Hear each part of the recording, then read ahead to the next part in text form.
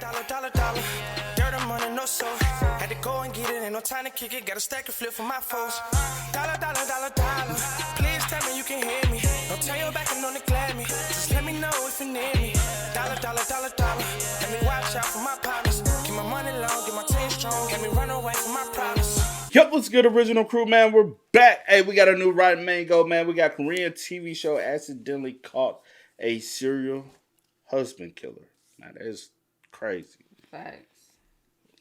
How you think we gonna roll into this one? She just gonna be like a guest on the show? Or we gonna catch her in some she in the audience? Ooh, or what if they catch her in that too? Because if you a guest on the show, knowing you out here, you bought. Hold on. Don't act like unless you trying to be like. Don't act like it ain't never happened before. I know. Remember that one dude that was a serial? I do. I know. And what was the kissing game? Whatever that show was called. And the woman said she kind of gave her the heebie-jeebies, and she decided not to go on a date where she could have turned up to another victim. Yeah. But I think he would have got caught with that one though. Oh, because they would have already knew you had some kind, they would have had evidence with that one. Eyelashes too long. I can't even put this in here. Hey. Make sure you check out the links in the description box. Down below. You already know where to go. If you want the first part, you got to do it. Check out down below. Also, if you enjoyed today's visuals. Lock it in with a thumbs up. Man, let's get into it. Let's check it out. Let's see what this one about. You ready? I'm ready. All right, let's go. Bada bing, bada boo. June 30th, 2019, in Seoul, South Korea. 7 friends are packing up their cars. They've got towels, coolers, and a change of clothes. They're going to drive 2 hours to this very quiet area called Gapyeong River Valley. It's got these beautiful waterfalls, these giant bodies of water that you can jump into. It's popular amongst locals for literally cliff jumping. That's their plan today. They're going to do that all day long. And from the get-go, from the moment that they arrive there, there's already tension in the group. I'm going to give you a breakdown of the dynamic of the 7 friends because it's pertinent to this case, but it's also very fascinating. We've got 3 couples and we've got 1 7th wheel. There's a lot of interpersonal relationships that are happening. We've got Unhe. She's like the glue of the group and she's kind of organized this entire outing. She's there with her boyfriend Joe, but her ex-boyfriend Leo is also there. Leo brought his new girlfriend Chloe, and the awkward thing is Chloe has no idea that her boyfriend Leo and Unhe used to date. She just thinks they're friends. So to kind of ease this awkwardness, Unhe invited a few more people. Her friend since middle school, Yuna, and Yuna brought along her boyfriend, and then the 7th wheel of the group, Sam. It seems like everyone kind of knows each other. Sam is the odd one out, and Unhe just introduced him into the group as a, quote, an oppa of hers. Now, context, oppa translates to older brother in Korean, but it is not reserved for siblings. Like, you can call a senior at your school oppa, you can call your husband oppa, you just call any man that's older than you oppa. So just to recap, we've got Unhe and her boyfriend Joe, Unhe's ex-boyfriend Leo and his new girlfriend Chloe, Unhe's childhood friend Yuna and her boyfriend, and Unhe's oppa Sam, the 7th wheel. So the group of 7, they arrive at this waterfall and they spend the entire day just tiring themselves out. We've got videos throughout the day of them pranking each other in the water, playing games, eating watermelon. They're exhausted by the time the sun is set.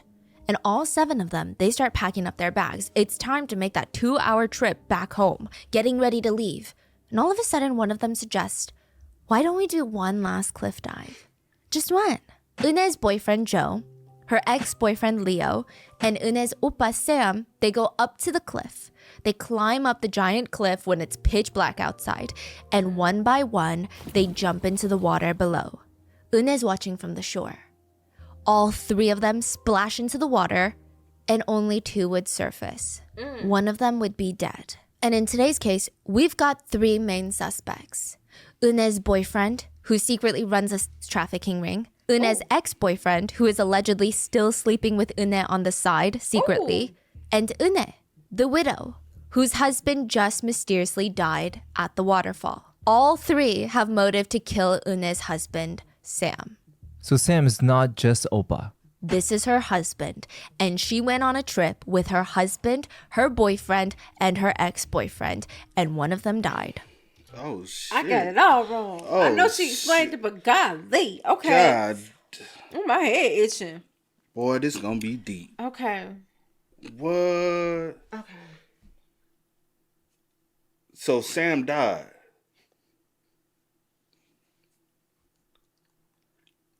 Did the boy? So how did the boyfriend? How did you describe the boyfriend to the husband, and how did you describe the husband to the boy? All right, this beyond my pay grade. I ain't getting paid. Husband, her boyfriend, and her ex-boyfriend, and one of them died.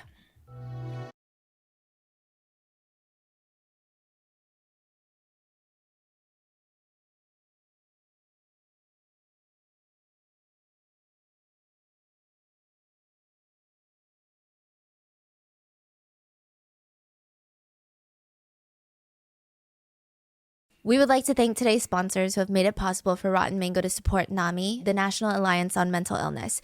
They are the largest grassroots mental health nonprofit dedicated to building better lives for those that are affected by mental illness. NAMI provides advocacy, support, and public awareness so that those affected by mental illness can build better lives for themselves. This episode's partnerships have also made it possible to support Rotten Mango's growing team of dedicated researchers, translators from all over the world who work really, really hard at shedding light on lesser known cases. And as always, we would like to thank you guys, our listeners, for your continued support as we work on our mission to be worthy advocates to these causes. Full show notes are available at rottenmangopodcast.com. Now, this case does take place in South Korea, where many of the non-central individuals' names have been redacted from the court documents. Only their surnames have been made public. So for the purpose of making it easier to follow, we will be giving them aliases for this episode. And because there's also a lot of people involved, Yoon Sang-yup will be referred to as Sam. Cho Hyun-soo will be referred to by a surname Joe, and Lee Jun-soo will be referred to as Leo. But with international cases, if there's any additional information you would like us to know, or if something was miscommunicated, please let us know down in the comments. And with that being said, let's get started. Unhe calls SBS, a huge news network in South Korea, and Unhe is asking them for help. She's like, my husband just died, and now my life is falling apart. She wanted to raise public awareness, public attention to what's going on right now. She told SBS producers her husband was her everything, her absolute rock in life. He was the strong person that if anyone could depend on someone, it would be Sam. And now just like that, he's gone, he's dead. Unhe tried to tell the public about all the incredible things. She's telling the producers, Sam, he just loves his family. He's a hard worker. He did everything for us. We were his life. Unhe spoke to the producers about how her parents are disabled. Sam would work overtime. Sometimes he would work 2 jobs just to help send money to her parents. Sometimes they would send every single penny that they had or they didn't even have, where they wouldn't have any money for even ramen from the convenience store. This is how the couple lived. She said it was stressful, it was rough, but at least we had each other, or at least at the time we did, and that's all that mattered. She described Sam as being intelligent and just so compassionate, that his only focus in life was his family. He didn't even buy himself new shoes. He would wear out his sneakers until they were literally falling apart at the seams. And now, he's gone. He's dead. And he always made sure that he had life insurance. It was just the one thing that he was always so paranoid about. The minute that they got married, Unhe said he would talk about life insurance and how they both needed it. And now with him gone, the insurance company refused to pay Unhe and her parents. They're about to be left on the street to fend for themselves while grieving Sam's death. The insurance company cited suspicion of insurance fraud and foul play, but Unhe's saying it doesn't make sense. Please, she's trying to reason with the producers. There were witnesses to the accidental drowning of my husband. Even the police have ruled it an accidental death, so what is the problem here? SBS was sympathizing with Unhe. They were very interested in doing an episode to expose the dark underbelly of the insurance world. How certain insurance companies, they take advantage of young people who probably can't afford an attorney, who probably don't know the laws, who probably don't know how to protect themselves as consumers, and this is a giant corporation we're talking about. They probably thought that Unhe can't fight back because we'll just keep the $600,000 of life insurance she's owed, and what is she going to do about it? She doesn't have the money to pay an attorney. Unhe said the insurance company kept asking her questions about the death, just re-traumatizing her, and then looking for random excuses on why they couldn't pay her. The SBS producers promised to help her expose the insurance company. October 17th, 2020, SBS released Unhe's episode on their documentary series called I Want to Know That. The episode was titled, The last diving of the day, Kapyeong Valley drowning mystery. Instead of exposing the corrupt insurance industry, they exposed the events leading up to Sam's death and Unhe's suspicious behavior. The day of the murder, the day that 7 friends went to the waterfall, they had forgotten the knife. And they're sitting there like, okay, now what do? We need that knife. How are we supposed to still go ahead with the day without the knife? How do we forget something as crucial as the knife? Who forgot the knife? They're looking around stressed. Well, maybe we can find something else. Like, we'll just use our own heads. What? We can play rock, paper, scissors. Rock, paper, scissors, yeah. And the loser will crack open the watermelon with the head. The 7 friends, they're sitting down on a pink blanket next to the waterfall playing rock, paper, scissors, and in the middle of them is a watermelon. They forgot the knife to cut open the watermelon, so whoever loses the game of rock, paper, scissors, they have to use their head to bang open the watermelon. That's the punishment. Unhe lost. But of course, Unhe is not going to be the one cracking the watermelon open with her head. There is a video of Joe, Unhe's secret boyfriend, holding the watermelon down on the mat while Sam, Unhe's husband, uses his head to try and crack open the watermelon. He's doing the punishment in place of his wife because that's the kind of husband he is. He always put his wife first. Now, to give you context, it requires about 240 to 360 pounds of force to crush or crack a watermelon. Or visually, it takes on average 400 rubber bands to be wrapped around a watermelon for it to start cracking. This is a full-size watermelon we're talking about. Even with a knife, it takes me a few tries to get fully through, and I have to use both arms. I have to apply a lot of power and pressure with a knife. Imagine cracking it open with your head. Completely. Not even just creating a small crack and then using your hands to pull it apart. The punishment is you have to crack it fully in half. But wouldn't Why wouldn't you just smash the watermelon? Yeah. Just you ain't gotta bust it. Like, I just try to smash it enough to crack it. And crack it and then, pull I it. wouldn't have used my head. Who Nah. came up with that again? And I've opened watermelons. It depends, like, really the size. Like, Yeah, it depends. and I know she said full, but she showed us pictures of watermelon. We purchased watermelon bigger than those. But just smash it, you know what I'm saying? Like, I wouldn't have used my head. Yeah. If y'all on at a waterfall, there's rocks you could have smashed it. That didn't have made sense, bro. Made no sense. Yeah. Or y'all could have found a rock that probably had a sharp edge. it just make a mess? Yep. It would just make a mess and could lead to damage to the head. They are making Sam crack the full thing in half using only the force of his forehead. What if she In the lost on video that I'm purpose? going to show you, I don't know if YouTube is going to keep it up. It's going to be on Spotify if it gets censored. In the video, Sam can be seen stopping after each crack with his head to the watermelon. He's using both hands to kind of hold his head after he slams his head down on the watermelon. He's almost in this kneeling position on the pink blanket. It doesn't feel like friends. It feels like vicious bullying. You can tell from the body language. It's just unsettling. Everyone else, they're just laughing at his pain, and he doesn't want to be here. He doesn't want to be doing this. He keeps holding his red forehead because it hurts so much. His glasses are on the side, just on the pink blanket. And his wife, Unhe, is almost whining like, Oppa, you have to split it all the way down the middle. So the wife is encouraging this behavior? Egging it on. And her secret boyfriend is holding the watermelon still, laughing with her. Sam looks at his wife briefly before going down to slam his head back down onto the watermelon. And you can hear him grunt in pain. And you hear his wife say things like, "Oh," which is almost Korean for like, why can't you even do this? Wow. That was just part of their day at the waterfall. I know here in the US, some schools have swimming as part of their PE program. So it's a lot more common for people to know how to swim. Or at least they've been in water enough times to know how to tread water and float. But in Korea, pools are not really a fixture of everyday life, especially those that live in Seoul or in the big cities. It's just not unusual that people don't know how to swim. And Sam, he didn't know how to swim. What Well, why was would he unusual jump? about that day was how he was getting bullied for it. Sam is about 10 to 12 years older than the other 6 Koreans there. Now, Korean culture, huge emphasis on respecting elders. And in Korea, elder respect isn't even just like, oh, show respect to your grandparents and to your parents. Even a 1-year age gap can warrant honorifics being used, which is like a whole new language being used to even address someone. Wait, Sam's 10 to 12 years older. Yeah. How old is Sam? He's late 30s, like 40s.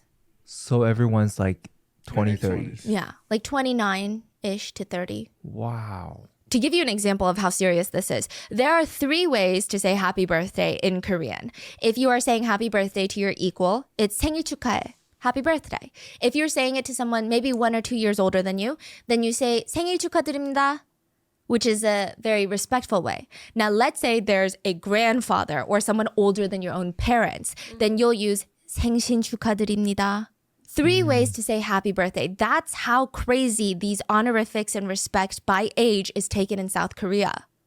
There might be more ways for all I know. Respect is a very serious thing. But these 6, they're treating Sam like the laughing stock of the group, which is bizarre. Regardless of respect culture in Korea, it's just cruel behavior. The seniority context just adds another layer of maliciousness.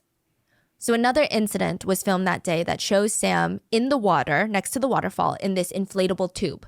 He's floating near the shore, and while a few of the others in this clip, mainly Joe and Leo, are going to jump into the water off the cliff, Unhe and the girls are on the shore.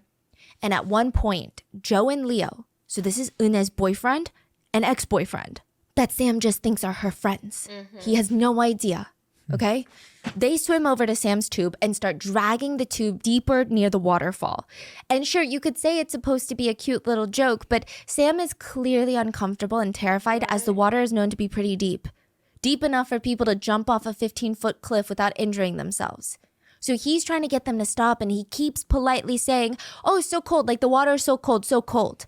Okay, so in Western culture, someone could argue that's not a clear boundary that's being set. If he doesn't want to go deeper into the water, he should say, "I don't want to go deeper into the water," right? But Koreans have a very strong or more different social cue read the room standard. And one of the biggest things taught, even when you're a kid, is nunchi.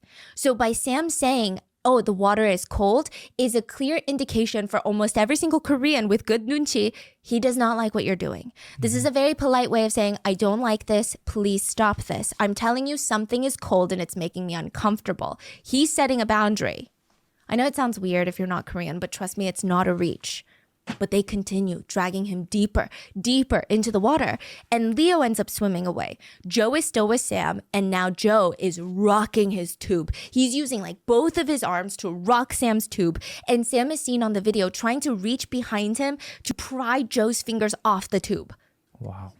This next part is chilling, but Sam's wife, Unhe, is standing there filming, and she says, "못 뒤집네," which is, he can't flip him over. The way she says it, the tone, it's almost as if she is making a conclusion. She's talking to them or to herself? The other girls that are there. Wow. But the way she's saying it is not like, "Oh my God, like he can't flip him over." 못 뒤집네 is like an observation, a revelation, a conclusion she's made. Then one of the girls on the shore chimes in because he's too heavy. And it's almost like a cue for Unhe to now lighten up her tone because she goes from 못 뒤집네 to because he's heavy. So her voice shifted. Instantly. It was kind of chilling, honestly. 못 뒤집네. 무거워서. 무거워서 못 뒤집네. Unhe even calls her ex, Leo. "Hey, Leo, go help him flip Sam over." But you know he can't swim. And she knows that he doesn't know how to swim though. Everybody knows. Everybody But knows. they're trying to get him into the water. Yeah.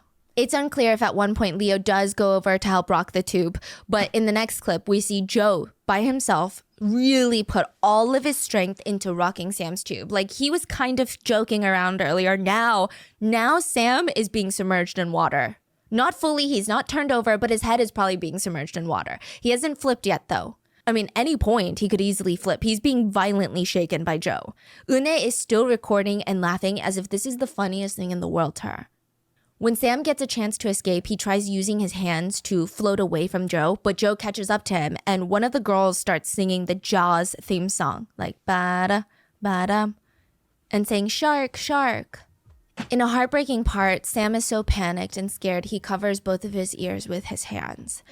And Joe continues to rock the tube. At one point in the video, you can hear Sam trying to reason with Joe and the rest of the group, and Sam says, "Please, let's just stop this now." Joe says, "I'm not going to stop this. What are you even saying?" Okay, got it. I'm sorry. I'll apologize. Please stop this. It's immature and I'm not having fun. I'm not having fun anymore. Unhe is fine with her boyfriend and ex-boyfriend doing this to Sam. Now, at this point, I wouldn't even be able to tell that Unhe was even Sam's wife. I would think that Unhe is Sam's biggest enemy. Even Chloe. So Chloe is the ex-boyfriend's new girlfriend, remember? Yeah. Chloe said she had no clue Unhe was even married, let alone to Sam. I mean, they were stuck together the entire day, eating every meal together, hanging out, even the 2-hour car ride to the waterfall. Joe was driving and Unhe was in the passenger seat in the front. Sam was in the back. It was Sam's car they were driving. If anything, it seemed like Joe and Unhe were the married couple. It was to the point where after the death, police got involved and asked Chloe about Unhe's husband, and her jaw dropped. She said, never in a million years could I have imagined that Unhe was married to Sam. There was no indication that they were married. None. Wow. 3 hours after Unless the he let tube her rocking have video was taken, boyfriend. Sam was found dead in the water. This next part is basically Chloe's testimony on what happened that night at the waterfall. Chloe said that it was getting late and very dark. Yuna and her boyfriend, so the other couple that aren't really pivotal in today's case, they start complaining that they're getting cold. So they tell the group, hey, we're just going to go into our car in the parking lot and sit in the car with the heater on and we'll just wait for you guys. Now, according to Chloe, this is when Unhe suggests, we have to go now. Let's just do one jump together, one last one. And this is just weird. If you're jumping into the water from around 15 feet, your full body is going to get submerged. Your hair, everything's going to get submerged. I don't know anyone that would want to get purposely wet again after becoming fully dry, like right before getting into a vehicle for a 2-hour drive. It seems counterintuitive. It just seems gross. Like, I don't think anyone wants to do that. And it's cold. It's cold. Yeah. And the worst part is, Unhe herself isn't even jumping in. So why does she care? It's not like she wants to go up and all of them hold hands and jump into the water and she just loves it so much she wants to do it one last time. Why does she care if everyone else does it one last time? She's not even doing it. Joe and Leo, boyfriend and ex-boyfriend, they agree for the last jump. And Sam does not. He hasn't been cliff jumping all day because he doesn't know how to swim. He's just been in the tube, right? And Unhe whines. All the men are willing to run up together, but my oppa doesn't do it. Chloe states that Unhe has been pressuring Sam all day to cliff jump, the entire day. And when he said no again for this last jump, she said, fine, I'll go instead. I'll do it.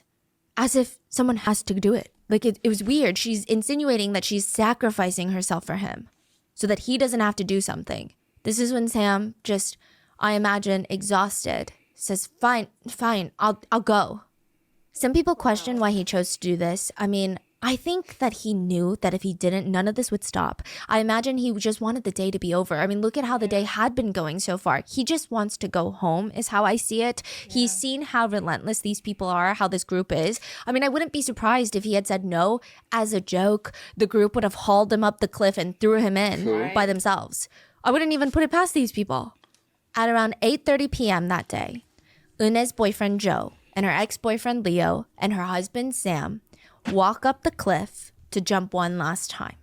They climb up 15 feet. Unhe and Chloe are watching from the shore. The other couple, they're gone. They're in the car in the parking lot. They don't see anything. Joe has this inflatable tube with him. The ones that look like donuts, they're just for one person, like the skinnier ones. And he throws the tube down into the water first, and then he dives in head first into the water. He splashes around surfaces. He puts the tube around his hips, and he's just kind of leisurely floating, waiting for the other two to jump. Leo, the ex-boyfriend, jumps next. He goes feet first, and then he comes up from the water, and he's just kind of floating around too. Now it's Sam's turn.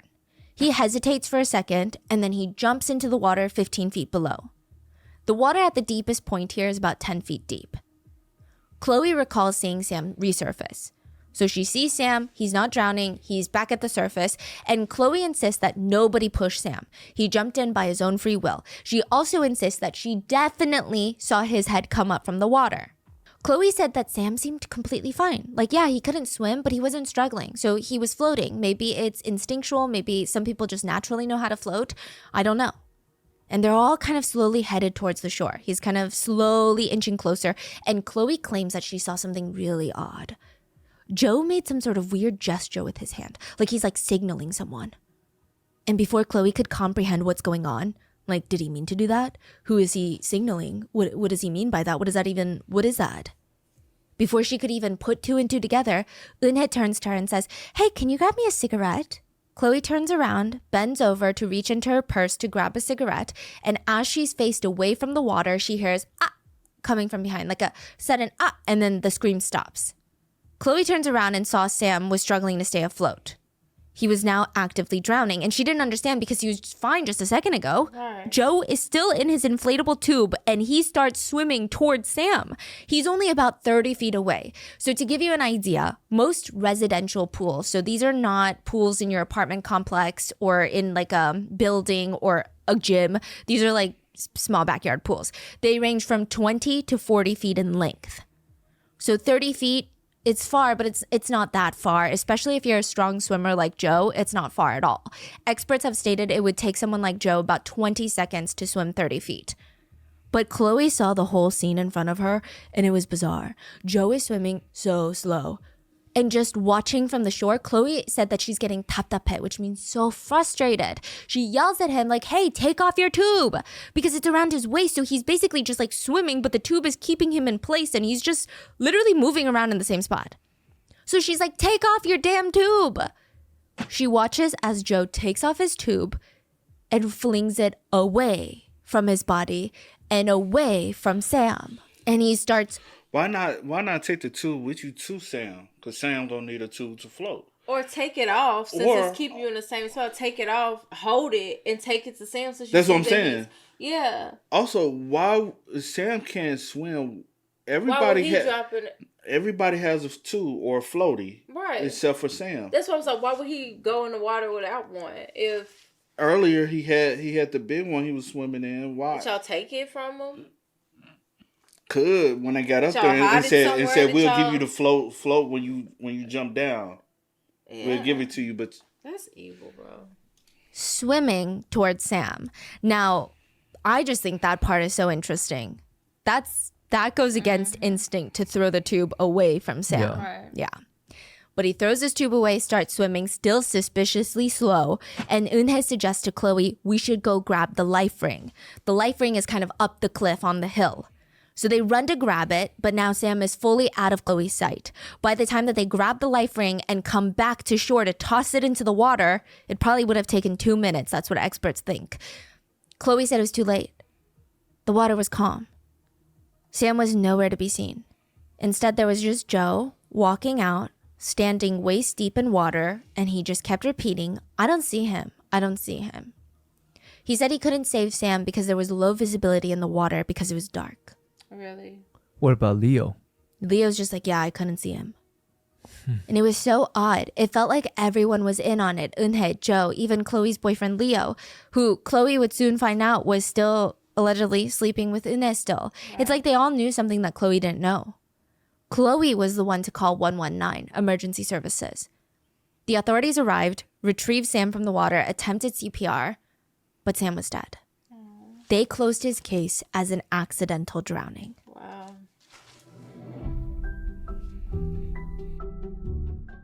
Sam's family had never been to his luxury newlywed apartment, even though Sam's family kind of paid for it. Every time they wanted to visit Sam and his wife Unhe's house and bring a housewarming gift and, I don't know, hang out with their daughter-in-law, Sam would tell them, no, please don't come. Like, he would always have a good reason as to why they shouldn't. We're not home right now. We're doing some work around the house. It's just so messy. We're in the middle of something right now. If you come, you're going to stress out my wife because she's going to be stressed that we didn't clean the whole place. They didn't know the newlywed home they helped pay for was occupied by Unhe and her boyfriends. Sam, the husband, didn't even live there. They found out after his death that Sam and Unhe did not live together. Unhe lived in this luxury apartment that Sam paid for. Whatever boyfriend she was seeing at the time lived with her in that apartment. What? That's why I said it sounds like Sam was okay with dating her, but he knew she had all these different boyfriends. That's just a lot of, it's weird, bro. And you took like advantage of his kindness. But that's the reason why I said, like, I wonder how did she introduce all these guys, or did she just say they was friends that needed, like, maybe just friends. But probably. you weren't. But if y'all are married, how the hell are y'all not? Maybe she made up something like, "Hey, I don't know, like." I do better with living alone. Maybe you should just buy me a place. I don't know. What if Chloe and them used to come over And they never seen never Sam, and seen. it was like, we didn't know she was married because they used to hang But why? out. And then why would Sam go on this? It's fucking. She probably pressured him, just like, and he just gave Come on, in. Sam. Come. Well, not his name is not Sam, but but for the video, Sam. But it was about to say, and also I would have felt like it was a little weird. You never invite me anywhere else. Probably it's probably the first time you probably invited him to go out and hang out with your friends. And again, how did you introduce Sam to everyone? But like she said, they used the term. But the term can mean a various amounts of different things. Yeah, so. Damn, that's.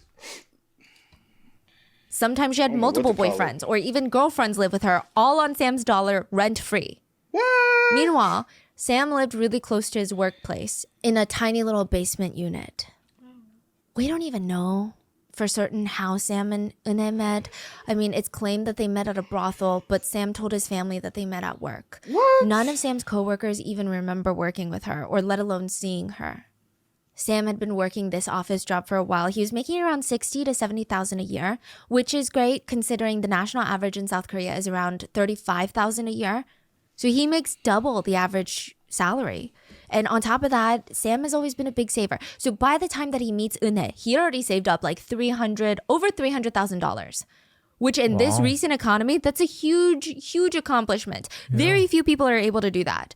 And it's clear that Unhe was attracted to that. And the fact that Sam was very kind, did not care that she had a daughter from a previous relationship. I know here it's like nothing, but in Korean culture, it tends to be a bit more of a, quote, I guess you could say relationship obstacle than in the US.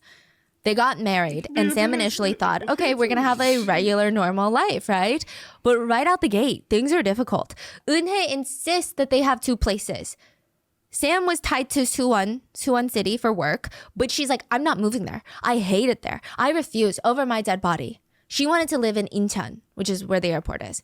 She demanded he get her a nice luxury apartment in Incheon, and that would be considered their marital primary residence. And he would rent a dingy basement unit in Suwon, and he would just stay there during the weekdays. That was a plan.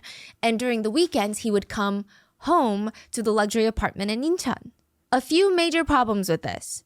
Sam is the one working and paying for everything. He would be spending most of his time in a below-ground basement unit.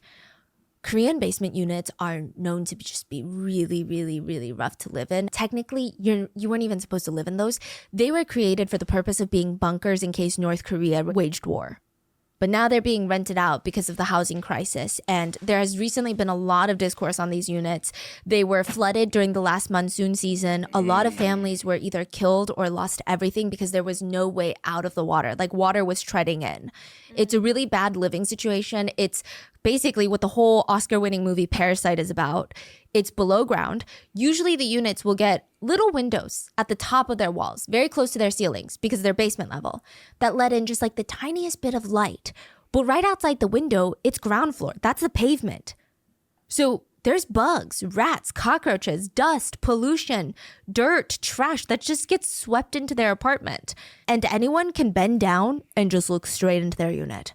In the winter, it's freezing, and it's worse in the summer. So in the summer, it gets unbearably humid, and there's rapidly growing mold, but you can't open the window because then rats will climb in.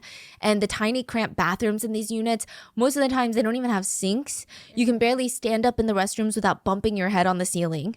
I mean, if you watch the movie Parasite, apparently there's a basement smell that you can't even get rid of.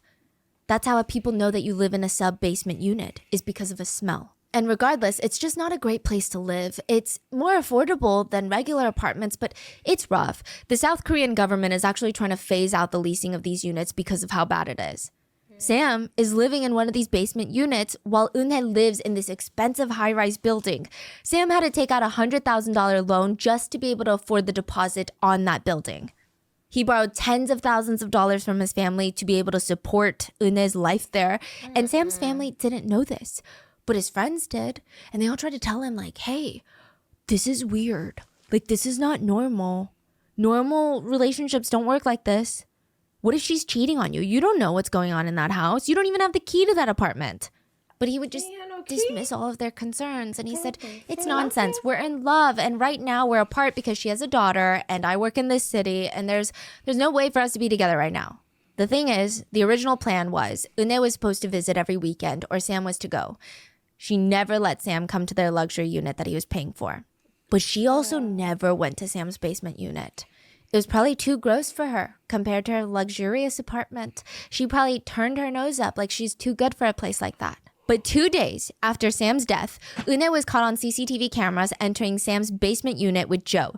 They went in and they came out with boxes of valuables. Sam's computer, laptop, tablet, anything that he needed for work that had some sort of financial value, resale value, they took it. Neighbors said that was like one of the only times she was probably around. But what do we expect from someone like Unhe? And Joe. I mean, she's the type of monster that really wouldn't mind watching her husband starve and suffer right before her eyes as long as she had a new Chanel bag. Every time Sam got paid, the money, all of it, would go in and out of his account. His bank was just a connection point. It went from his company's account to his bank account, lasted for 2 seconds, and then directly into Unhe's. She had full control over all of his finances. Even if he wanted to buy his own food and groceries, he would have to ask her for money. No, really, beg her for money. But even that's not enough. Unhe blew through Sam's entire life savings, $300,000, spent all of his salary, still wanted more. Like, she always had an excuse of why she needed more money. He would take out loans for her. She would use her disabled parents as an excuse of where all this money is going. And in just 5 years, Sam went from being one of the most financially secured people in his friend group to being in heavy amounts of debt. The year before his passing in 2018, he had to file for bankruptcy and his total debt was listed at $120,000. Unhe did not care. She demanded more money. Sam took out more loans, like the loan for that apartment. She refused to share even a penny of Sam's own money with Sam. Wow. Sam's friends would later say, yeah, Sam died in June 2019, but he was dying for the past 2 years, starving to death. He didn't even have money to buy $2 ramen at the convenience store or a piece of bread. The cheapest meal at the convenience store, you could probably get it for $2. Yeah, with a drink, a triangle kimbap. Sam didn't even have that. He couldn't even afford the power and water in his basement unit. He would ask friends to borrow $3 for food, and his friends were getting concerned. They love Sam, and they knew that Sam isn't the type to ask for money unless it was urgent. So they're like, what's going on? Like, of course we can give you $3. We can give you a lot more. But dude, what the heck is going on? Like, what are you doing with your life? And they weren't trying to be rude about it. They were just like, Sam works nonstop all day. He's got a great job. He's always been great with money. And now he doesn't even spend lavishly on himself. His shoes are always broken down. His glasses, they're crooked. He's not even fixing his glasses. So what do you mean you don't have $3 for food? Sam would just respond, you know, at the office, I get my lunch taken care of, but there's no solution for the days that I'm not at the office. I've already lost 14 pounds the past 2 weeks, and I don't want people in the office to look at me any weirder. A few times, friends would send $100, and Sam would spend $3 and send $97 back. His friend said for the past 2 years before his death, Sam was constantly losing weight, and he just seemed so out of energy.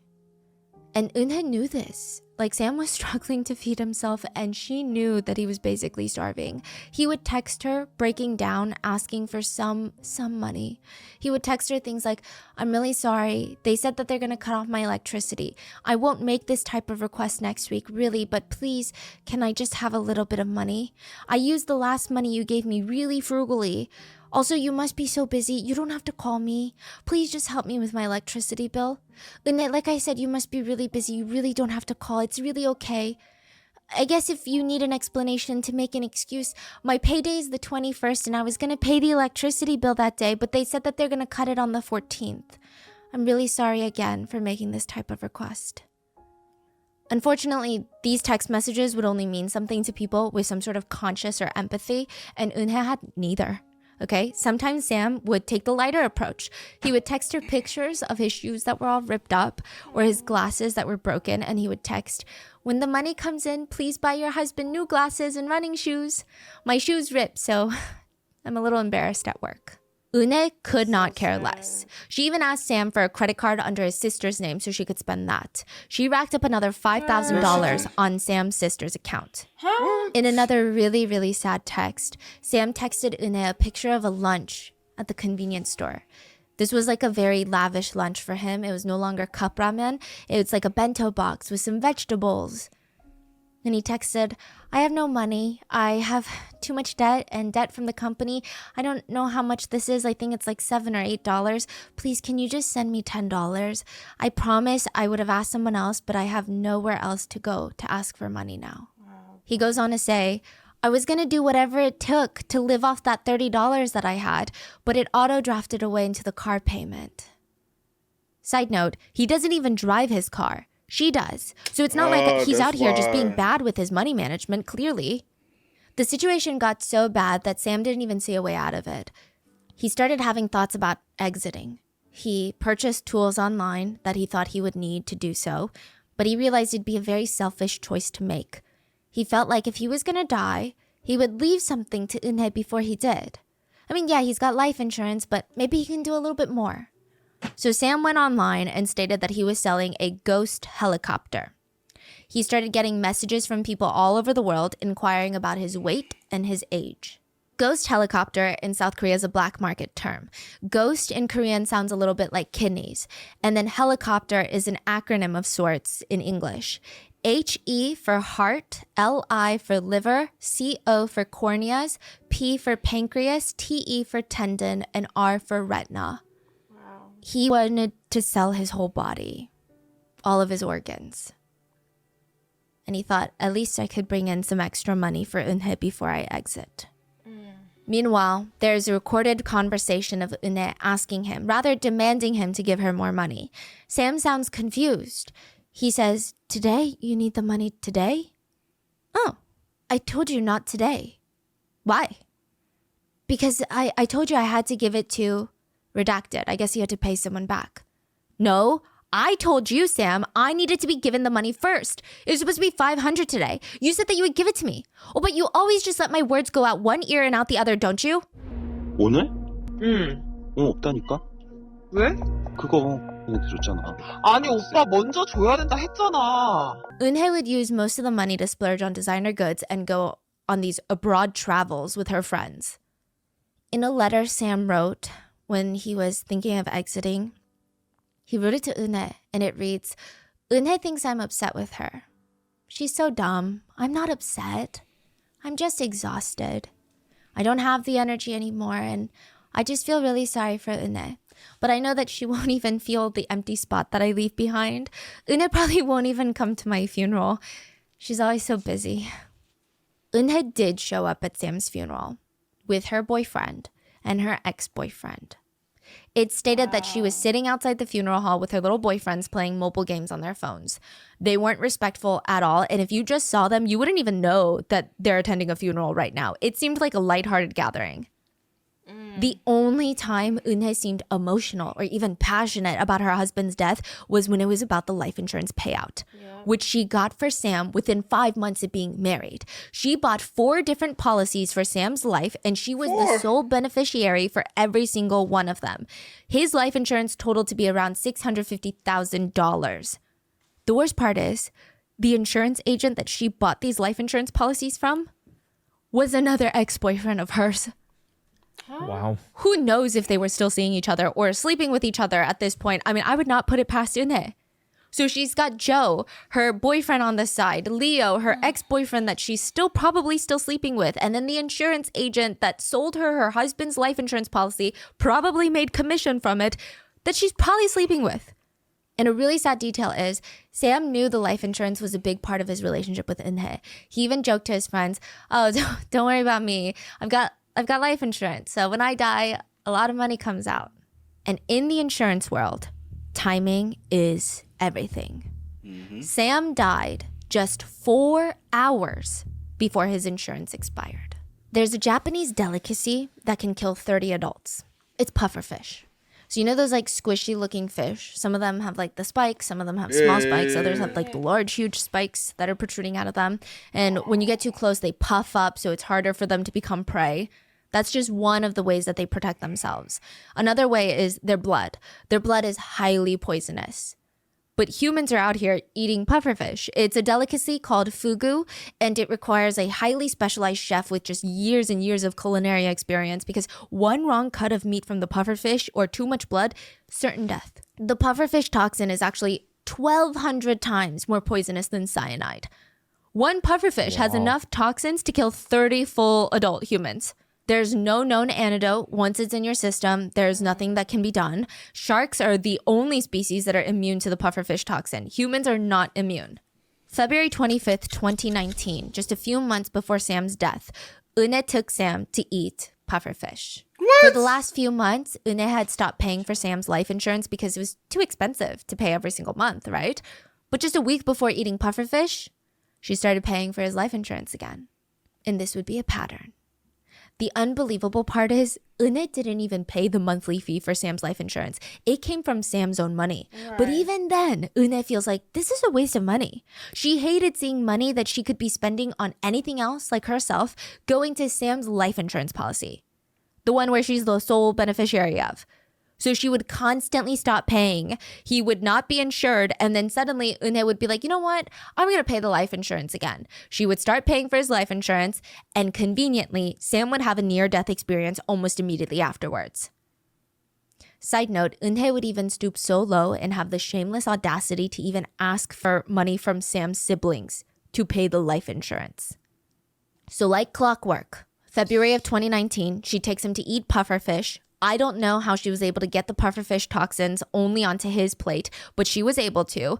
Sam ate the plate, but he only just got a little bit sick. Stomachache, really. Unhe was so frustrated, she texted her boyfriend Joe, I put so much blood and poison onto his plate. Why didn't he die?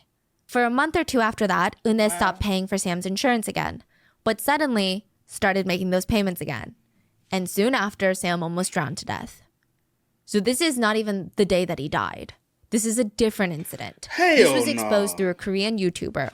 One of Joe's ex-girlfriends was anonymously interviewed. So I know it's confusing. Unhe's boyfriend's ex-girlfriend. Mm-hmm. So Joe is also seeing like a bunch of women at the same time. He's half Unhe's boyfriend and half her pimp. We're going to get into it. Yeah. We're going to get into it. Shorty, we didn't get into a lot already, bro. This is a lot. What? We gonna get into it. One of Joe's ex-girlfriends was anonymously interviewed by a YouTuber, and she shared a story of how they all went on this cabin trip together in May of this year, just like a month before Sam died. She said so much of that trip was so familiar to what she was hearing on the news about his murder. She remembered the whole group bullying Sam while Unhe recorded. They knew that he couldn't swim, so they tried to make him use this floating device that you would need a lot of people. So you know those big floatables that has handles on the side and it needs a certain number of even weight distribution to stay floating? Yes. They would all go out into the water like that, and then they would scream and ditch. So he's like frantically trying to like stay afloat, but this floating device doesn't really work when it's just one person on one side. It just kept flipping over, and Unhe's laughing, saying things like, Oppa, are you having fun? Like, why is he so cute? He's so cute, isn't he? Joe's ex-girlfriend said everyone could tell that he's not having fun, and no, she did not really think that that was cute. Joe's ex remembered anytime Sam would even look in Unhe's direction or even try to talk to her or even make small little moments of contact with her, she looked irritated. She looked so annoyed. Mm-hmm. That night at the cabin, this is like a cabin on the lake, so they have this dock right outside. The ex-girlfriend tries to go to sleep and she hears this big scream and a splash outside on the docks. She runs out and she sees both Sam and Joe in the water. Joe is calm, but Sam is screaming at Unhe, you pushed me in the water. So thankfully the water was not that deep. He could stand because I think there hadn't been enough rain recently. And Unhe just calmly states, what are you talking about? You were so drunk you fell in the water. Sam screamed, no, you pushed me. The ex-girlfriend said it was odd. It was really odd. It's like Unhe was almost rewriting his memory. She kept saying things like, what are you talking about? You think I pushed you in? Okay, fine. I pushed you in. I'm the bad guy, huh? I pushed you in on purpose. That's what I did, right? She would do this enough times. Finally, Sam submitted and said, okay, you're right. You didn't push me. It was so weird. But it seemed like there was a pattern of water-related accidents happening to Sam. And it was always right after Unhe reinstated his life insurance policy. Almost like she had a plan where she started paying the life insurance policy again and then tried to enact her plan. So just to give you a few examples. Insurance reinstated February 17th, 2019. Near-death pufferfish incident February 25th, 2019. Insurance canceled. Insurance reinstated April 30th, 2019. Near-death drowning incident May 10th, 2019. Insurance canceled. insurance reinstated right before he died. And before Sam's death, Unhe received multiple letters from the insurance company because she was paying like earlier in June and he died on the last day of June. And it was saying, hey, if you don't get us the next payment, July 1st, 2019, we're going to cancel the plan. Sam was found dead 9 p.m. the last day of June. 4 hours before the insurance was null and void. But Unhe had some fans in Korea though. Yeah.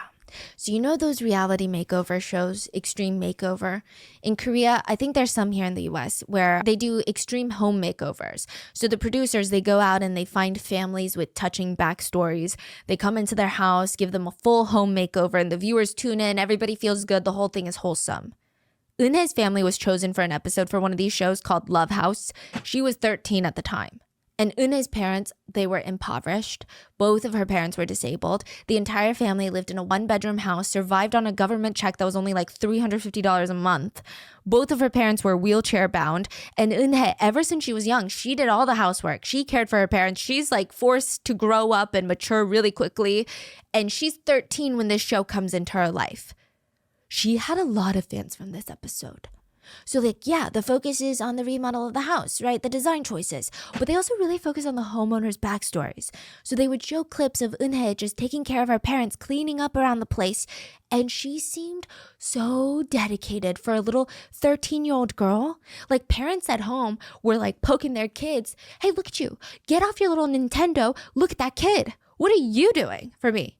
Do you even love your parents? Look at this girl. Did we get all upset? The producers, they even asked Unhe, if you had one wish in the whole world, like what would it be? I mean, it could be anything. The producers aren't saying, I'm going to give it to you. It's a hypothetical question. She could have wished for $1 million, a pet pig, anything. She's 13. But she said, I wish I could have my own room. Because I feel bad. I share a room with my parents, and I'm a really noisy sleeper, and I move around, and I kick in my sleep, and I talk, and I have all these bad habits, and I know it makes them uncomfortable when they're sleeping. So I don't think that they can get a good night's sleep because of me. It was such a mature, kind, selfless answer. She didn't even want her own room because she's 13 and wants her own room. She wants her own room because she feels like she's disturbing her parents' sleep at night. She would even say on the show, later when I'm older, I want to give what I received to others during hard times. That same girl on Love House would grow up to be the main suspect of a true crime show in South Korea.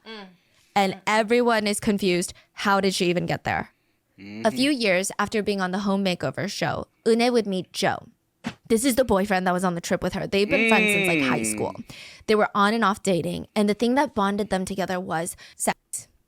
Unhe started hanging out with boys in her school and the school in the town over. And every time she would spend time with boys, the rumor was she would be paid a fee. So eventually it would evolve into full-blown sex work by the time that she was in high school, and Joe was essentially her handler / pimp. And after getting into this crowd, Unhe's life just takes a 180. She runs away from home, she abandons her parents, she drops out of school, her highest level of education is middle school, and in 1 year, Unhe was in and out of the police station like 10 times for petty offenses. Jeez. At 18, Unhe finally shows back at home and drops a baby off, a little baby girl, and is like, I can't do it, bye. Leaves.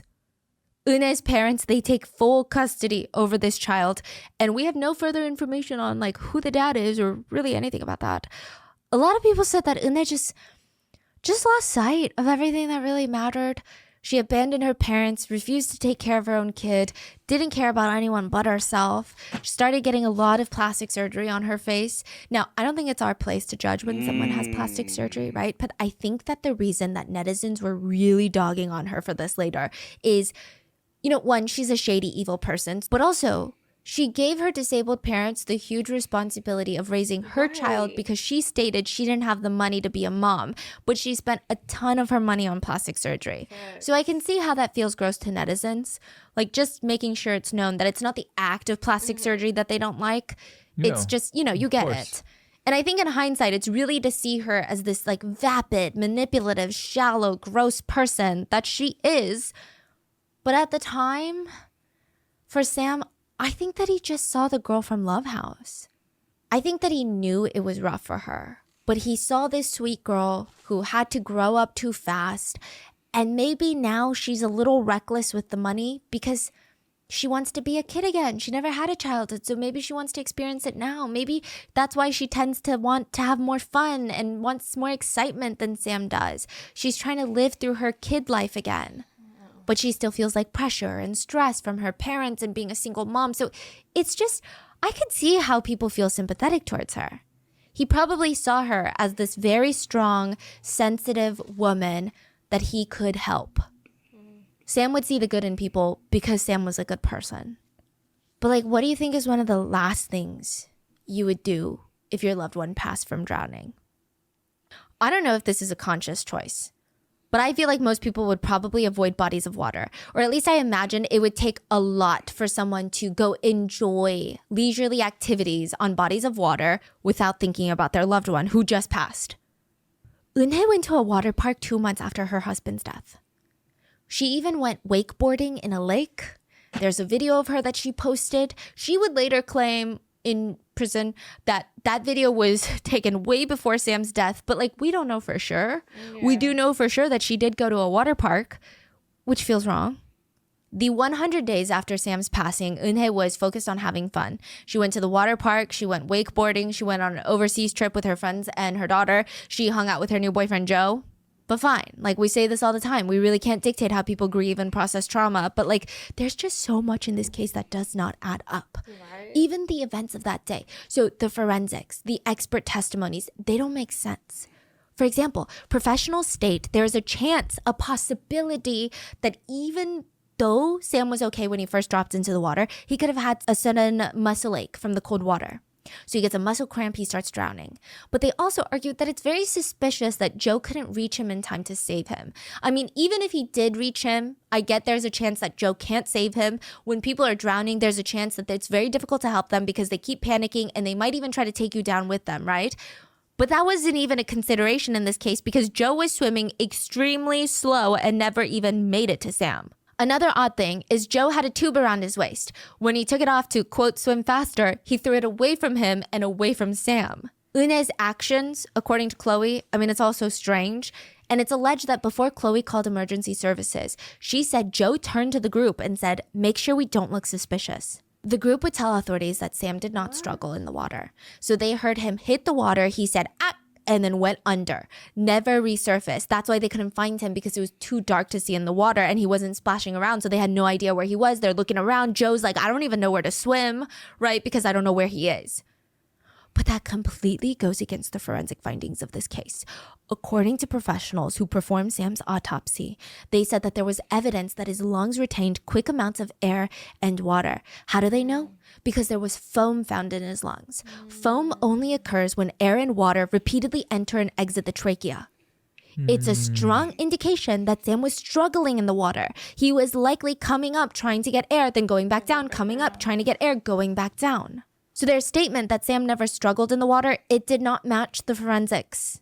It just didn't. Additionally, the police had a theory that his foot got caught on a rock, and that's why he drowned, because he was kept underwater. But like I said, the forensics don't match up to that because that would have resulted in very little or no foam in his lungs. He would not have had the chance to surface for air.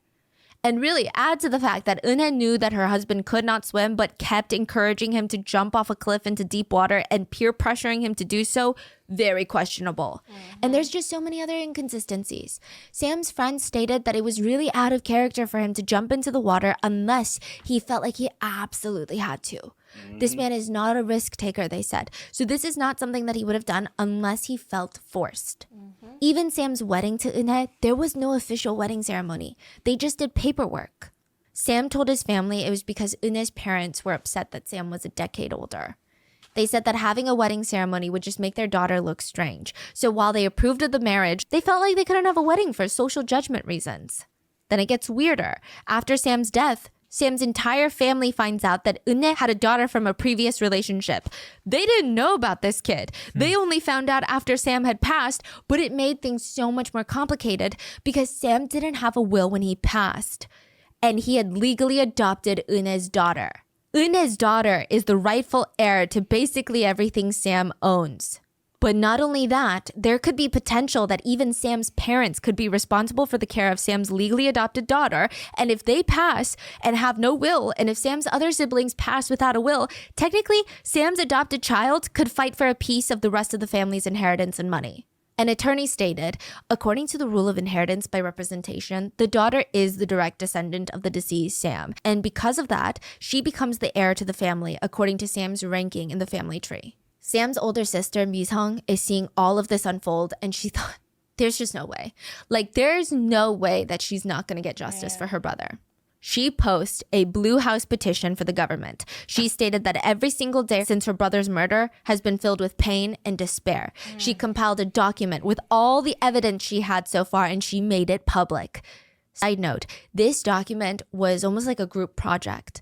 Netizens who knew people close to the case, or YouTubers that interviewed people that knew people close to the case, they all started contributing to this evidence document. And at the very end of it, it was signed from the people of the Republic of Korea. Sam's sister went on to state, married life looked a little bit difficult for Sam, but I never imagined it would be like this. My younger brother wanted love, but Unhe seemed to have some other intentions. My younger brother wouldn't have known that, but I just wonder, why couldn't he get away from her quickly? It makes my heart ache so much. I just want to know the truth. Her Blue House petition got 100,000 signatures in one day. Along with SBS's episode and production team's investigation, the police and prosecutors were forced to reopen the case. Now, if police had properly investigated the first time around, they would have learned that Unhe had very bad luck with guys and relationships. It was basically a pattern at this point. So before Sam, Unhe was almost married at least 4 times in the past 10 years. What? Out of the 4, it said that 3 of them are now dead. Her first relationship ended in a car crash. And this is an alleged story, by the way. It's alleged that Unhe and her husband were in a car driving around Incheon, and they were T-boned. A hit and run. It's rumored that Unhe's husband died because they were T-boned from that side. She received insurance money from this. And again, this is a rumor on how the first marriage ended. The speculation being Unhe set up a hit and run to kill her first husband to get insurance money, and she survived the car crash. This is an allegation. Then her second marriage or relationship, this one has a lot more confirmed details. Unhe started dating a man named Mr. Lee. He was working at a host bar. And if you watch our Yandere case, I do a deep dive into the host bar culture. Go check it out. But he worked at a host bar and Unhe was a customer.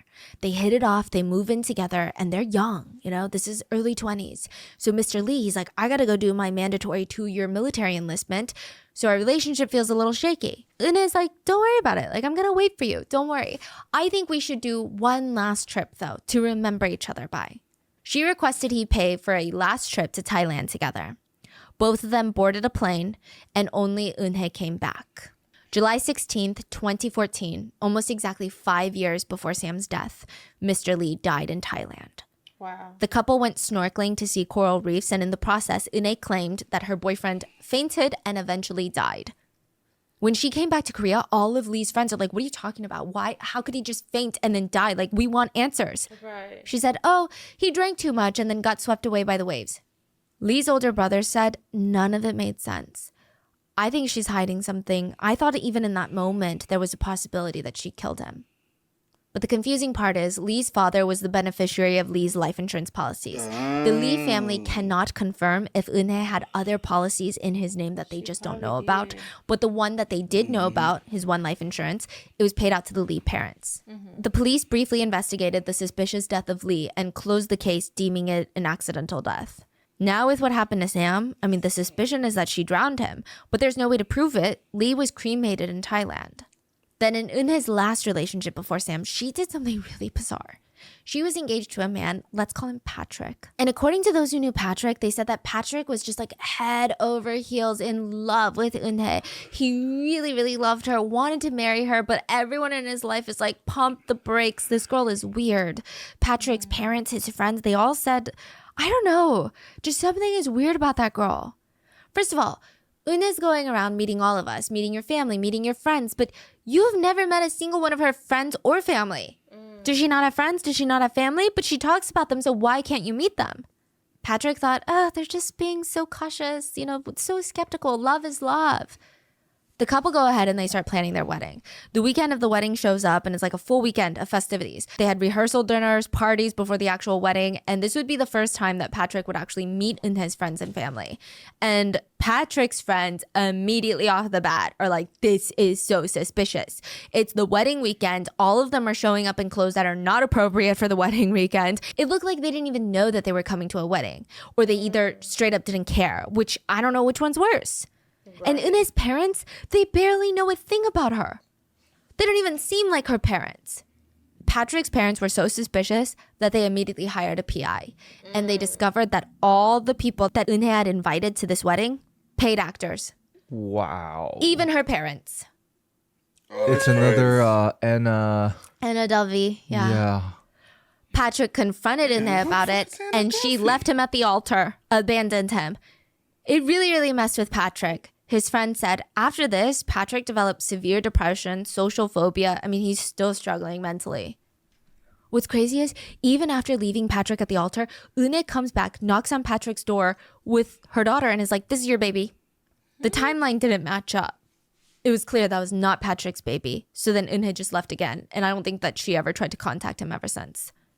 And because fall of 2016, Unhe married Sam Yoon. So she had 4 very serious relationships in the past 10 years, and she probably did have a ton of other relationships with a ton of other partners, but she's a serial cheater. These were like her 4 main ones. So out of the past 4, 3 allegedly died. And Unhe was determined to be the one that got away. When the police start looking for Unhe, she is on the run with Joe. Beginning of 2022, Unhe and Joe are... Why you turn like this? Like that makes sense though, and honestly, it does make sense that Joe.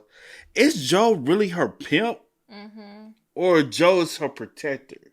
Because you know how we was talking about that last night. How some people go into the prostitution game, and it's like some women go in and they're like, "Hey, I just need you." You know what I'm saying?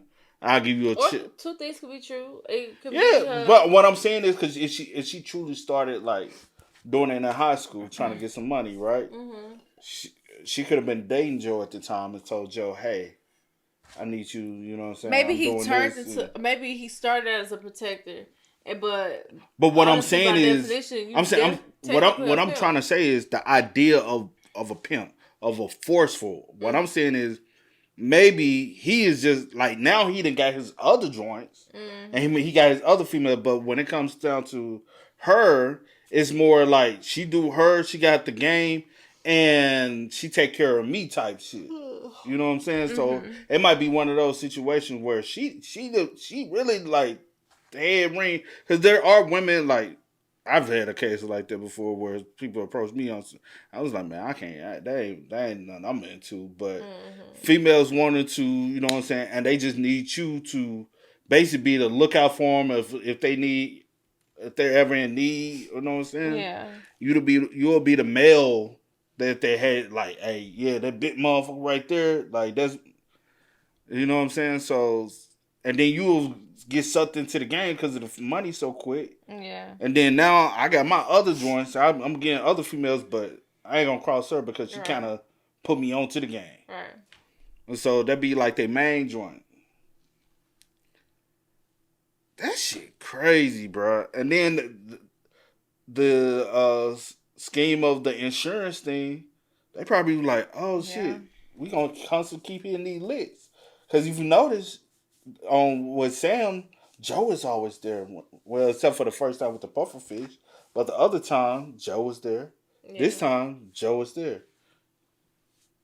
I wonder how many other times she probably tried. She is on the run with Joe. Beginning of 2022, Unhe and Joe are placed on Interpol's most wanted list. Everyone is on the lookout for this child star turned potentially serial killer. People are concerned since Joe has a lot of shady businesses. They've got contacts in the criminal world in other countries that could help them flee Korea and keep them hidden. I mean, it would be really hard to find them if that were the case. But 3 months in, police get a hit. Unhe and Joe never left Korea. They were in South Korea in a smaller town, and they weren't even trying to hide. They were caught in a city hanging out with friends. Not even just them two, with friends. Like, how bold and how cocky do you have to be? Yeah, that's bizarre. And Korea's filled with cameras. Yes, they were caught on CCTV cameras as well. Authorities descended on the region, but they tried to watch the couple for a few days. I don't know if either they were trying to gather more intel on them, or likely they were probably trying to find a way to apprehend them without putting other lives at risk. But they were finally apprehended 4 months into being on the run. They only made it this far because Joe had a ton of cash from his alleged shady businesses. Now, side note, authorities stated the little apartment that they rented was trashed by the time that the police got there.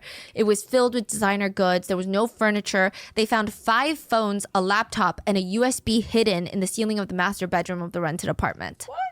Unhe was arrested, then Joe, then the ex-boyfriend Leo. But prosecutors, they're mainly focused on Unhe and Joe. Leo is being charged for being an accomplice and conspiracy to commit, but not really for murder. During the trial, Unhe and her parents, they try to do damage control to her image. And now, I want to make it clear, I don't blame the parents at all. I think maybe they either truly thought she was innocent, or maybe, I imagine, they might have felt guilt, like they had a role in this. If they hadn't made her grow up too quickly, I just feel like they probably put a lot of blame on themselves. Her father tried to tell the judge that Unhe was innocent and she has a reputation in their neighborhood for being a great daughter who always cares for their parents. But it was also proven that Unhe had not spoken to her parents in over a year, and the residents of the parents' neighborhood said, I have never not once seen that girl, ever. And there's just a lot of things that Unhe lies about that comes out during the trial. Like, when does she not lie? I don't know. When she was reaching out to SBS producers to try and get her insurance money, which is insane, that she went out of her way to reach out to television show producers and wanted a whole episode of a docuseries on her, of her story, just to get her paid. I mean, I'm sure part of it was also an opportunity to get sympathy and potentially even some fame from it, who knows? But she told producers that her parents were being sent money by Sam and that everyone in the family was going to starve without this insurance payout. When SBS contacted Unhe's mom, she had no idea what money they're talking about. Unhe never sent them money. So before she reached out to SBS, the case was closed. Yes, but the insurance company, they were like, you're sus. Yeah, it's for insurance, so they just don't want to pay. But now she's trying to get some money out of this, and that's what opened it up, right? Yes. It's her, first of all, filing a lawsuit against the insurance company. But even then, I don't think that this case would have blown up the way that it did.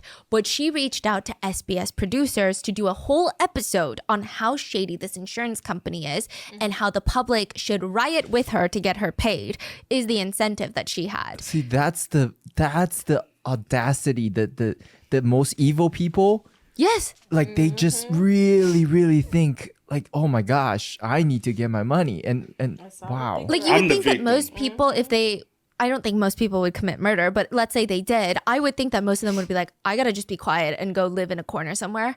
Yeah. But she's like, no, I need the world to know about my injustice of not being paid. Right. This is unfair. Yeah.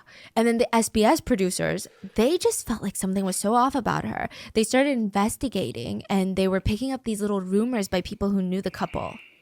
And they started doing a full-blown investigation on their own into this case. So, yeah. I mean, even the whole money thing. SBS producers were told by Unhe that Sam was the breadwinner for her parents, and that's why the insurance money was a big deal. Sam was under the impression that he was paying for Unhe's parents. Unhe was lying about it. Her parents never received any funds. It went straight into Unhe's just lavish lifestyle. This woman is honestly pure evil. Even when the SBS episode aired that exposed her for who she was, she applied for a provision injunction to ban the episode from continually airing. Shorty Needless to say, crazy. Unhe's trial did not go over well. It did not help that she was a shameless person. Her history of past relationships, her history of turning Sam's insurance on and off, the videos of them torturing Sam the day of his death. I mean, all of that, I don't know how a defense attorney would even defend something like that. Even filing the lawsuit against the insurance company, it's just an extra level of gross. You know, Joe also sued more than 100 people for defamation before he was arrested. If anyone commented on this case, they were getting slapped with a lawsuit by Joe. And since this was before he was arrested, a lot of the people were terrified of being sued for defamation, so they tried to settle. Now, I want to say that most of the people that he sued, and don't quote me on this, from what I can gather, most of them were small people online. So they were not YouTubers, influencers, mainstream media, podcasters, press, journalists, news networks. These are just like random commentators that are posting like on Reddit. They're like, oh, like, look at this case. Look at what's going on. I think he's guilty. Random people. They would try to settle. They would say, okay, like, can I just take the post down and give you $1,000 because I'm nobody. Like 5 people saw my post and like one of them was you. So why does it matter? And Joe refused. His lawyer would hit back with, we're not settling for anything less than 1.5. 1.5 what? Million? No. 1,500. Oh, girl. Oh, girl, you can't say 1.5. 1.5 is 1.5. You know what I'm saying? Like, she's. Where they think they get it from, honey? But if I said 1,000, bro, what's it's 5? 1,000. Look, Like, I ain't got the 5. I barely got the 1,000. Take what you can get. I ain't got giving you shit, nothing, nigga, honestly. 'cause, I ain't settling with you. like, nigga, man. Y'all better come take it, because I ain't giving it to you. But they knew who to target, though. Yeah, they did. Because the regular smuggler Joe gonna be afraid. But somebody who can actually have a lawyer with them, they'd be like, you bullshitting. You bluffing. Take me to court. I see, Take bitch. me for So yeah, the audacity. So they wanted more. Wanted more. They're negotiating. For like these people that genuinely, like, they did not have reach, and I'm not saying that in an insulting way, but like, what are you suing They're them just for? Being greedy and Yeah, they're just like regular people on the internet, not even journalists covering this case. yeah, just normal people. Another opportunity for them to harass more people. 100 people. During the trial, the word gaslighting was a huge thing. I feel like gaslighting has been overused in the US to the point where it's kind of lost its meaning, which is not good.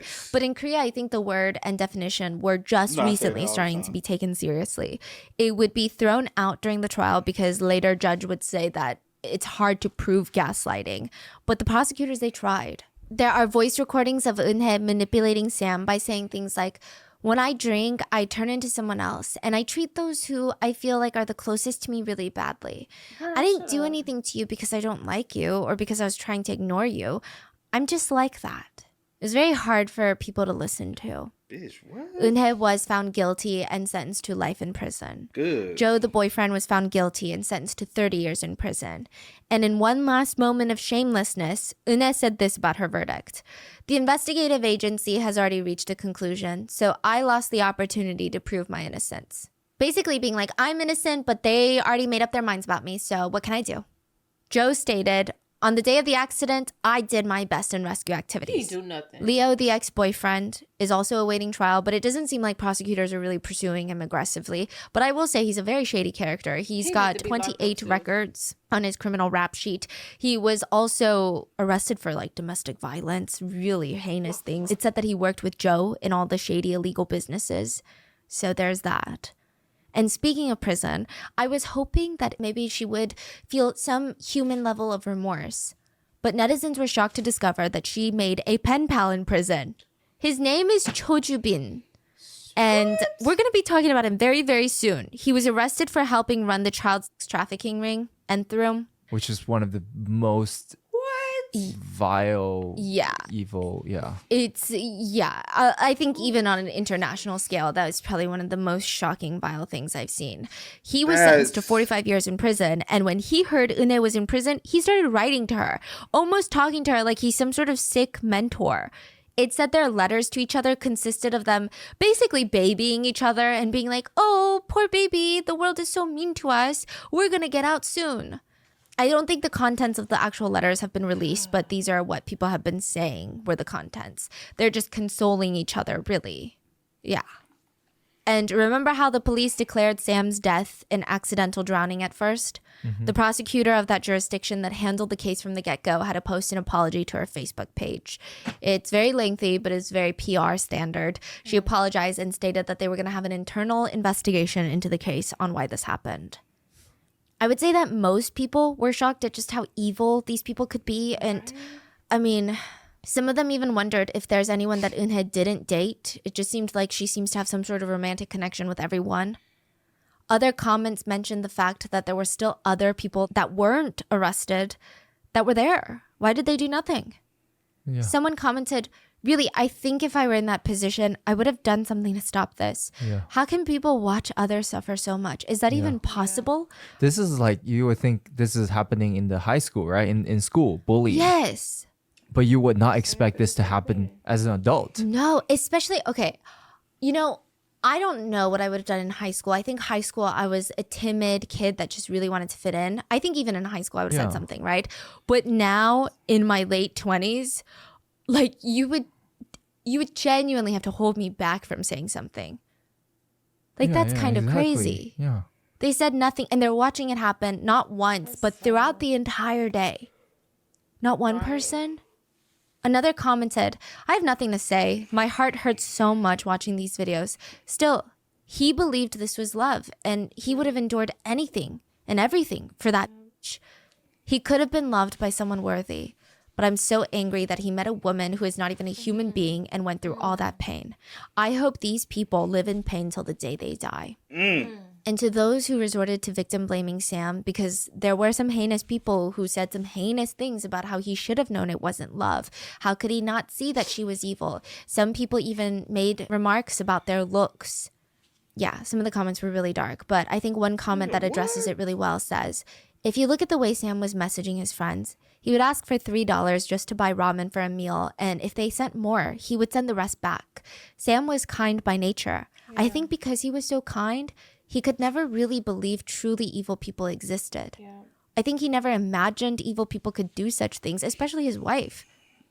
It's so sad, it just breaks my heart how scary and cruel it must have been for him. But I hope he finds peace in heaven. But there were also some really bizarre comments. Some people still supported Unhe. They wrote, if you're pretty, everything is forgiven. The crime is not important. What? The face is important. If you're pretty, everything is forgiven. There's a saying in Korean, like 이쁘면 다 용서돼, which is like, again, if you're pretty, everything is forgiven. Another comment was, honestly, if Unhe did anything wrong, it was at least a pretty sin. And probably one of the worst. You can come to me, Unhe. But she can't because she's in prison for the rest of her life. So, Wow. Whoever said That's that really, awful. I think they deserve each other. yeah. Wow. Like after knowing everything and you're Yeah. like, you can come to me? Okay, have her. Go to jail with her. Like, you guys are great. What are your thoughts on this case? Please let me know and please be safe. I will see you guys on Wednesday for the main episode. Some people That was- just sick in the world, bro. Very sick. I mean, damn. And rest in peace. Because that's so awful to think that someone cares for you or loves you or has the same values that you do or the same heart that you do. And you do any and everything for them. Just for them to be pure evil and take advantage of you and manipulate you.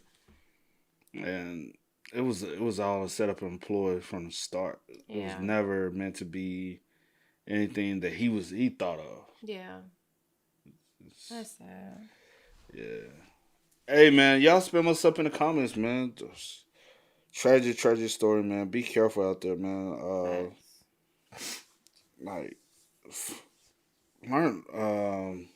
So I will say sometimes some things are just too good to believe, bro. And I know some guys, you know what I'm saying, like not to victim blame, but some guys be so like, you know what I'm saying, wanting that life, wanting marriage, wanting the family, and they're willing to look past certain things, you know.